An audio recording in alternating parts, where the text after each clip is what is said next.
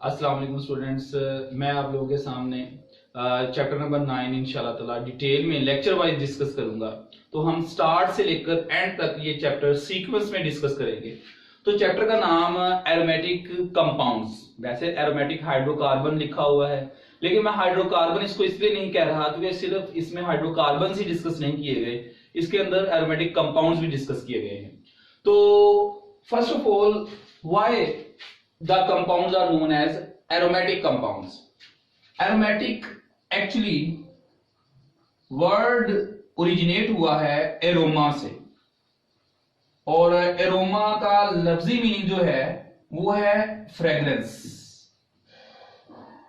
लेकिन आप लोगों ने ये चीज का हरगिज ख्याल नहीं करना कि एरोमेटिक कंपाउंड में सिर्फ फ्रेग्रेंस ही पाई जाती है। एक्चुअली जो कंपाउंड स्टार्ट में डिस्कवर हुए थे उनमें फ्रेग्रेंस थी, लेकिन आजकल ऐसे बहुत सारे कंपाउंड्स हैं जिनमें फ्रेग्रेंस नहीं होती। एरोमेटिक कंपाउंड में दरअसल इनके मॉलिक्यूलर फार्मूला के अंदर हाइड्रोजन टू कार्बन रेशियो बहुत लो होती है। फॉर एग्जांपल अल्केन, अल्कीन और अल्काइन की बात करें, अगर मैं अल्केन में C6 के कार्बन 6 के लिहाज से हेक्सेन की बात करता हूं तो आपको पता फार्मूला होता है C6H14, जबकि अल्कीन में फार्मूला होता है C6H12, जबकि अल्काइंस में होता है C6H10, जबकि अगर आप बेंजीन की बात करें तो फार्मूला हमारे पास C6H6 हो जाता है। तो आप देख सकते हैं हमारे पास सबसे जो लीस्ट आंसर है हाइड्रोजन टू कार्बन रेशियो 14/6, 12/6, 10/6, 6/6 यानी कि 1, सबसे जो लीस्ट आंसर है वो बेंजीन का आएगा।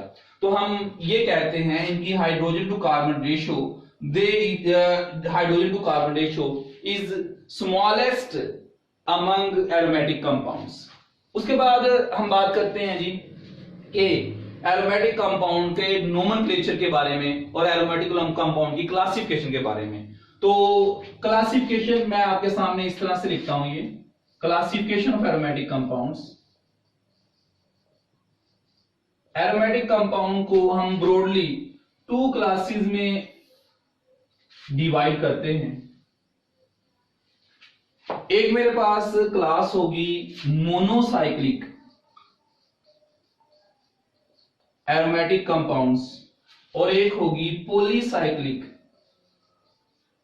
Aromatic compounds. मोनोसाइक्लिक में हमारे पास जो एग्जांपल आ जाएगी वो बेंजीन इटसेल्फ हो जाएगी,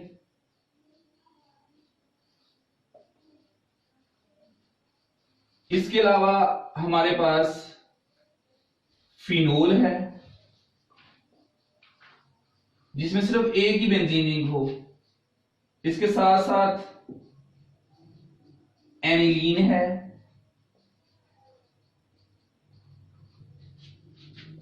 बेंजीन सल्फोनिक एसिड है। आप देख सकते हैं ये सारे के सारे वो कंपाउंड्स हैं जिनमें सिर्फ एक ही बेंजीन रिंग है। जबकि पॉलीसाइक्लिक की बात करें तो पॉलीसाइक्लिक फर्दर 2 कैटेगरीज में डिवाइड हो जाते हैं। एक पॉलीसाइक्लिक हैविंग आइसोलेटेड रिंग्स, एक पॉलीसाइक्लिक हैविंग डिफ्यूज्ड रिंग्स। इसमें हमारे पास एग्जांपल आ जाती है जी,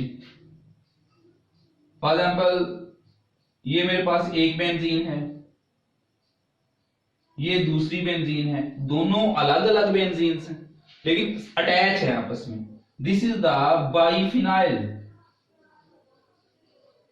जबकि अगर यही बेंजीन रिंग्स ऐसे हों कि ये दोनों अटैच हों, कहां पे अटैच हों? ऑर्थो पोजीशन पे, तो इसको हम नेफ्थालीन बोलते हैं। नेफ्थालीन, एंथ्रासीन, फिनेंथ्रीन इसके एग्जांपल्स में आ जाते हैं।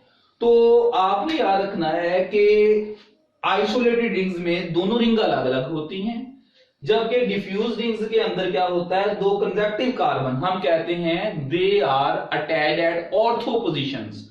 ऑर्थो से मुराद होता है एडजेसेंट पोजीशंस। जब 2 रिंग्स दो एडजेसेंट कार्बन पे इकट्ठे अटैच हो जाती हैं, ऑर्थो पोजीशन पे अटैच हो जाती हैं, तो उनको बोलते हैं polycyclic having the diffused rings. और नोमेनक्लेचर के लिए टोटल हम 6 रूल्स डिस्कस करेंगे।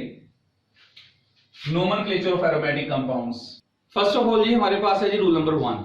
रूल नंबर 1 के बारे में आपने याद रखना है, पहले सब्स्टिट्यूएंट का नाम बाद में बेंजीन। फॉर एग्जांपल मैं कहता हूं मेरा नाम है उस्मान अशरफ, पहले मेरा नाम बाद में आप कह लें मेरे फादर का नाम। यहां पे क्या है, पहले सब्स्टिट्यूएंट का नाम बाद में बेंजीन को एज अ पेरेंट नेम आपने इस्तेमाल करना है और एंड पे लिखना है विदाउट एनी स्पेस। क्लोरीन ऊपर सब्स्टिट्यूएंट अटैच है तो क्लोरोबेंजीन, नाइट्रो अटैच है तो नाइट्रोबेंजीन, इथाइल अटैच होता तो इथाइल बेंजीन। उसके बाद नेक्स्ट मेरे पास है जी rule number 2। Rule number 2, rule number 2 उसमें आपने याद रखना है कि स्पेशल कंपाउंड्स कुछ हमारे पास होते हैं। The name of the special compounds remain unchanged. Special compounds का जो नाम होगा वो अनचेंज रहेगा। आपने ये स्पेशल कंपाउंड्स याद करने हैं। फॉर एग्जांपल हमारे पास स्पेशल कंपाउंड है, इसके ऊपर लगा हुआ है OH। इसको आपने हाइड्रोक्सी बेंजीन नहीं कहना, इसको आपने कहना है फिनोल। मेरे पास स्पेशल कंपाउंड में आ जाता है जी ऊपर CH3 लगा हुआ, आपने इसको मिथाइल बेंजीन नहीं कहना, आपने इसको टोलीन कहना है। मेरे पास ऊपर इसके अटैच है NH2, आपने इसको अमाइनो बेंजीन नहीं कहना, आपने इसको क्या कहना है, एनिलीन कहना है। तो मतलब बताने का ये है कि कुछ स्पेशल कंपाउंड्स होते हैं, the name of the special compounds remain unchanged. This is the rule number 3। और आप लोगों ने एक और चीज ऑब्जर्व की होगी कि हमारे पास ये दोनों रूल्स वो हैं जिनके ऊपर सिर्फ और सिर्फ एक सब्स्टिट्यूएंट अटैच है।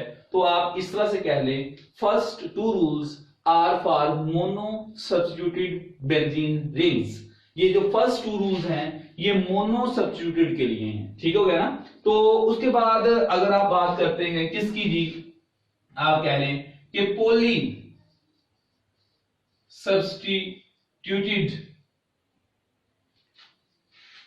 रिंग्स, उनके लिए मजीद 4 रूल हमारे पास है।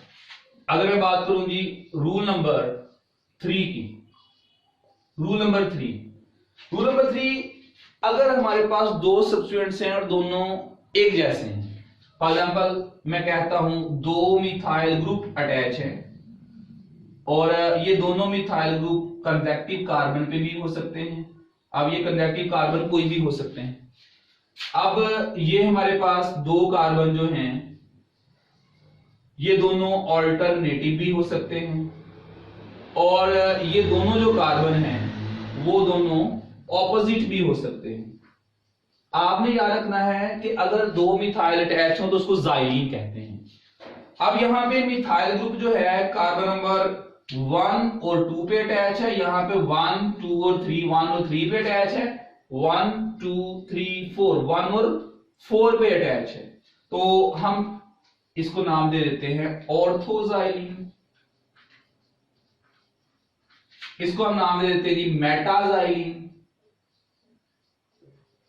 और इसका नाम है जी पैराजाइलीन।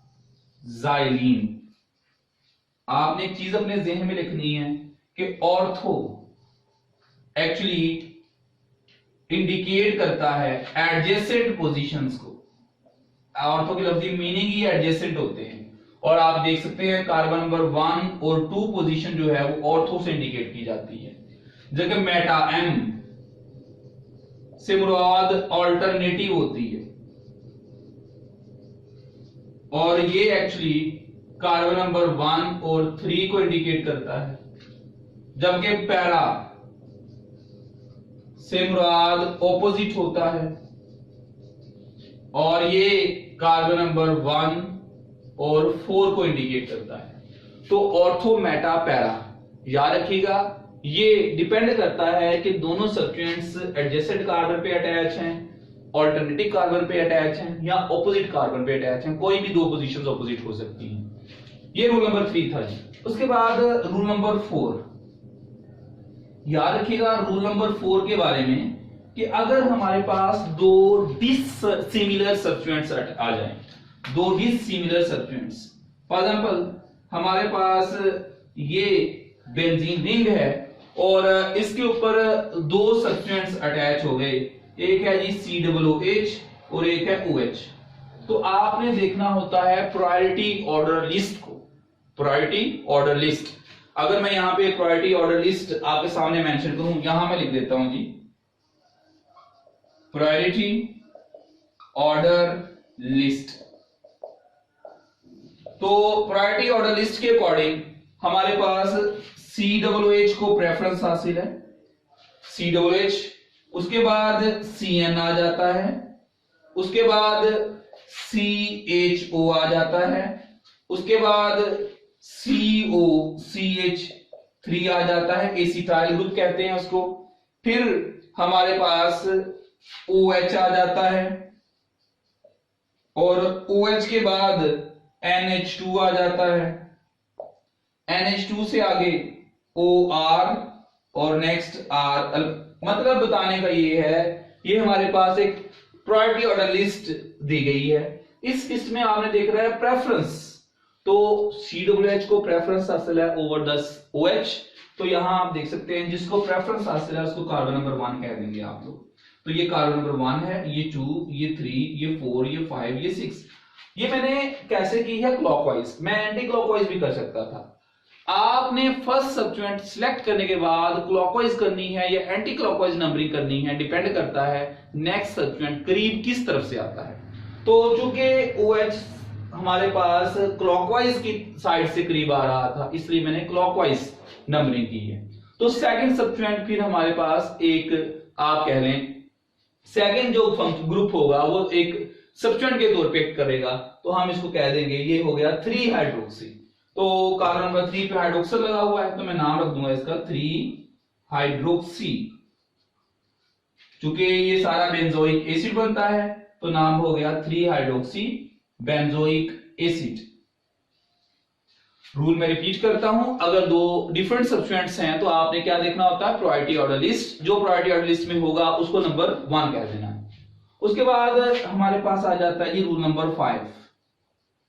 रूल नंबर 5, अगर दो सब्स्टिट्यूएंट्स अटैच हैं और दोनों सब्स्टिट्यूएंट्स ऐसे हैं जो कि प्रायोरिटी ऑर्डर लिस्ट में मौजूद नहीं है, तब आपने क्या करना है?